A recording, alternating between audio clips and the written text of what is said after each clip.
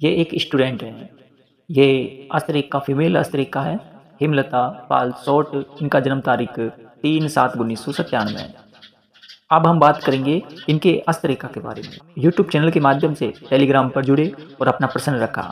गुरुजी, हम पढ़ाई कर रहे हैं मगर जॉब नहीं लग रही है। हमारे हस्तरेखा को देख करके आप ये बता सकते हो क्या हमारे हस्तरेखा के अनुसार हमारी किस्मत में सरकारी जॉब है कि नहीं है। हम विस्तार से जानेंगे हस्तरेखा में कि क्या कह रही है हस्तरेखा।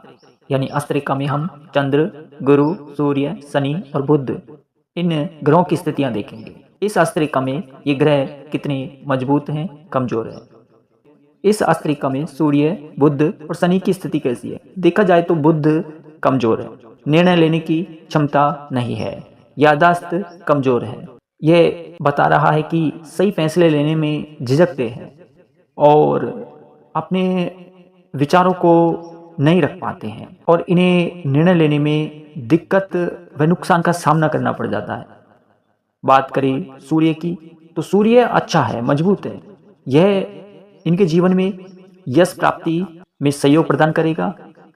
बुद्धिमान है, कर्म पर फोकस कर रहे हैं लेकिन कर्म का फल नहीं प्राप्त हो रहा है, इसलिए इनको सफलता मिलेगी मगर यह 2028 तक सफलता के योग बना रहे हैं।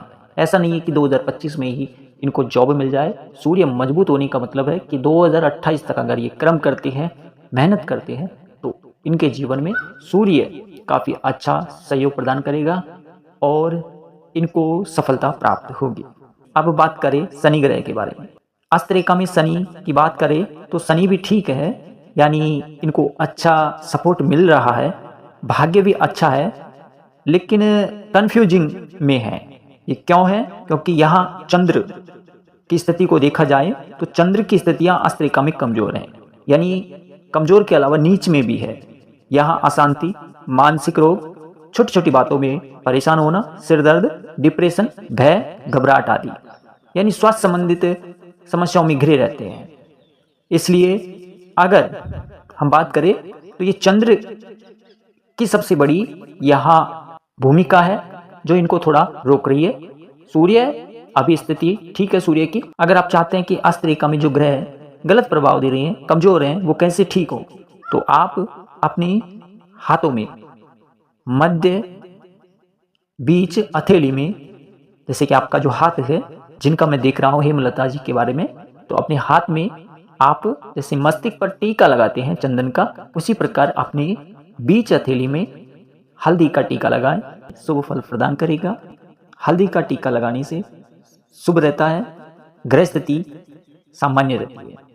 और इसके अलावा आप क्या करेंगे, भगवान शंकर को प्रसन्न करने के लिए शिवलिंग पर जल चढ़ाना शुरू कर दें।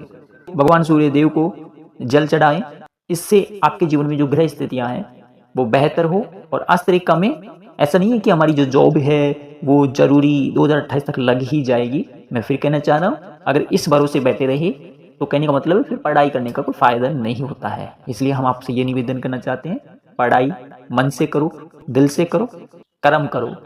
अगर आप ये चाहते हो कि कर्म के बिना फल मिल जाए तो ऐसा किसी भी दुनिया में, किसी भी स्थिति में मुमकिन नहीं है। अगर आप कर्म कर रहे हैं तो आपके लिए कर्मों का फल तैयार है। अगर आप ये कह रहे हैं कि मेरे भाग्य में जॉब है तो मैं तो बिना कर्म करे ही प्राप्त कर लूँगा, मैं फिर कहना चाहता हूँ कि अगर खेत में मेड़ नहीं लगाई जाए तो खेत का पानी इधर उधर जा सकता है। अगर खेत के चारों ओर मेड़ लगा देते हैं तो वह पानी खेत के अंदर ही रहता है। इसलिए कर्म करेंगे तो कर्म का फल तभी मिलेगा जब आप कर्म करेंगे। ठीक है, तो हमारा आज का जो हेमलता जी के माध्यम से प्रश्न आया था, कैसा लगा यह वीडियो?